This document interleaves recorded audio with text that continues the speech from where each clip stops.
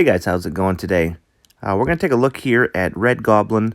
I've had the fortune of pulling him twice, so kind of felt obligated to do a video on him, show him in some real content, and kind of give you guys my assessment of how he looks as a 6-star R2, and obviously compare him to Venom, because they are the only two champs in the game that absolutely destroy Spider-Man characters and their ability to evade. So now there are other good abilities that Red Goblin possesses, but the most important part is his ability to shut down the evade of Spider-Man characters. So I'm going to try him out in Alliance Quest, and I'm on a Spiderverse path, and this path it can't touch this and Spiderverse heroism, so there's extra evading that these Spider-Men get. So that was also a concern with where Red Goblin has 100% ability accuracy reduction versus the fact that Venom just completely shuts it down. I mean, how often will they evade? This fight here is an example of Red Goblin at 5 charges, so he's going to get his Frenzy at 65%. So the goal here is to build up to a special 2 with Red Goblin, and when he's at 65%, throw it and just let it fly. So going to get going here, get him down to 65%, and let's see if we can launch the special 2 after getting through there, and throw it, and just light this guy on fire. So some massive damage, as you can see. That's what's exciting about Red Goblin, is his ability to do some massive damage when he's in Frenzy. So it's pretty nice looking. So again, into Frenzy, throwing the special 2, and just completely destroying these guys. Let's take another look at day 3 here. Going to bring in Red Goblin against Spider-Gwen.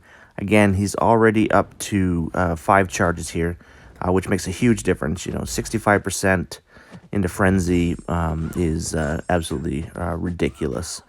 And when he gets to that point, he is an amazing champion, and does some amazing damage with his special 2 to finish these fights. I just need to get him on a special 2 when it cycles back to the special 2. Make sure I'm in Frenzy and just light this girl on fire, and show you what he can do here. There's the Frenzy. There we go. Special 2. Launch it, and adios. Bye-bye.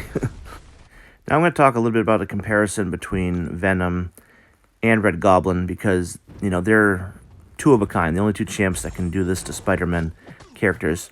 While I'm talking, I'm working on day 5 right now, starting with 0 charges. So you can see the difference between 0 charges, 2 charges, 4 charges, and 5 charges as I try to complete day 5 of Alliance Quest on this path, and see if he can solo it, which really is the test, right? So some of the differences with Red Goblin and with Venom.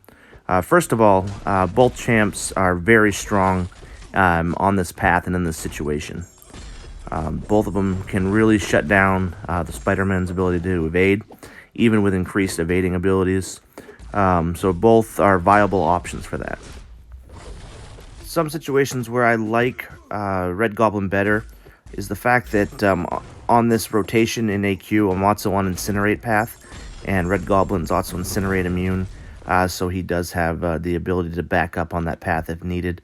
So there's a benefit there. Also, once he's at 5 charges, he just absolutely destroys these guys. And the quickness factor and just the sheer power that comes with Red Goblin is a lot of fun.